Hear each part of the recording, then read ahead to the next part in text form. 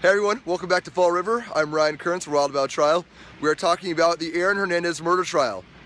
Wednesday morning, we heard continuing testimony from a prosecution fingerprint expert. We had a cross-examination continued from yesterday, which we thought would be a little more electric than what developed this morning. Although he did take us ridge by ridge through the fingerprints of Aaron Hernandez, Carlos Ortiz, and Ernest Wallace, we didn't learn anything new about where fingerprints ended up. They were still in the same places we thought they'd be. On the vehicle, in the seats that we thought they would be in before. What really got interesting was the testimony from the prosecution's crime lab supervisor, who did DNA testing on a lot of the items, a lot of the evidence that we've seen so far, including the gum and the bullets and the guns. What was sort of interesting finally was we saw gunshot residue testing, which showed that Lloyd was shot from between 3 and 5 feet away. We also heard some very interesting legal arguments this morning, as prosecutors argued their motion to include the testimony of Alexander Bradley. He is the former friend and associate of Aaron Hernandez, who alleges that Hernandez shot him in the face outside of a Florida strip club just 4 months prior to the shooting of Odin Lloyd. Prosecutors had argued that defense attorneys opened the door to this kind of prior bad act testimony when they alleged that Hernandez would never shoot a friend of his, such as Odin Lloyd. Prosecutors argued that of course he would shoot a friend of his. He already had Alexander Bradley. Now, Judge Garsh properly denied the motion, stating that this is not the kind of reliable testimony we want to have in this case. Prior bad act testimony is usually allowed in as sort of an impeachment on direct testimony when, for example, a defendant will say that they have never committed a violent crime before. Well, then the opposing counsel can say, well, yes, you've been convicted of these violent crimes in the past. Otherwise, it's highly prejudicial to say that because they have done these violent things in the past, they would in this particular case.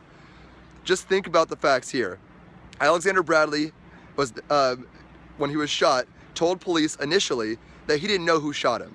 Since then, there has been a civil case filed in which he now alleges that Hernandez was the shooter. He's never been arrested. Hernandez has never been arrested for this crime. He's never been convicted. All we have is the allegations of a jilted friend saying that Aaron Hernandez had committed this atrocious offense. Allowing this kind of testimony, unrelated to the current case, into a capital murder trial would do more than taint the case. It would make it a case for appeal. Judge Garsh probably denied the motion, although she did reserve the right to revisit this later on if the defense in fact opens the door with future testimony. The afternoon session ended up being much more of a science class than anything else, with 4 separate forensic scientists from the Massachusetts State Police Crime Lab testifying about evidence that they had collected and analyzed. Specifically, several witnesses stood up in front of jurors and displayed the evidence, whether it's clothing or attire, to the jurors in what's much more of a prop presentation with no real revelationary evidence. Specifically, we saw a witness show the clothing of Odin Lloyd with bullet holes through it, and she testified that in fact those holes were made by bullets. Although she did testify that based on the gunshot residue, that the distance the gunshots were fired away from the body was somewhere between 3 and 5 feet. On cross-examination, however, she did clarify that she does not know the exact distance, just that it was in that range. We also heard testimony from DNA evidence and gunshot residue testing, and we learned that there was in fact no gunshot residue found on the white towel found at the crime scene, or on fibers found in the Nissan Altima, or on the underside of the matches taken from Aaron Hernandez's home.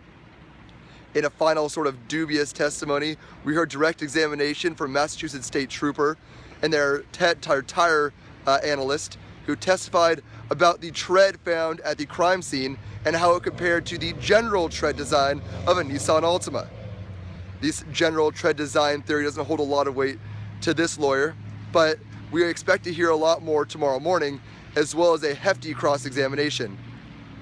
If what prosecutors were trying to do was discredit Carlos Ortiz, they may have taken a couple of steps in that direction. Specifically, the fact that no gunshot residue is found on the white towel, which Ortiz can be seen wearing around his neck in surveillance video at a convenience store shortly before the crime, then we could say that perhaps he wasn't the shooter. We also saw a photograph taken of Ortiz's foot and the size of the foot, so we could expect later footprint testimony to possibly exclude him from the footprints taken at the crime scene. All in all, it's been a relatively enlightening day, although we expect to hear more expert testimony tomorrow. You can join us once again at 9 a.m. at the Fall River Courthouse. I'm Ryan Kearns for Wild About Trial.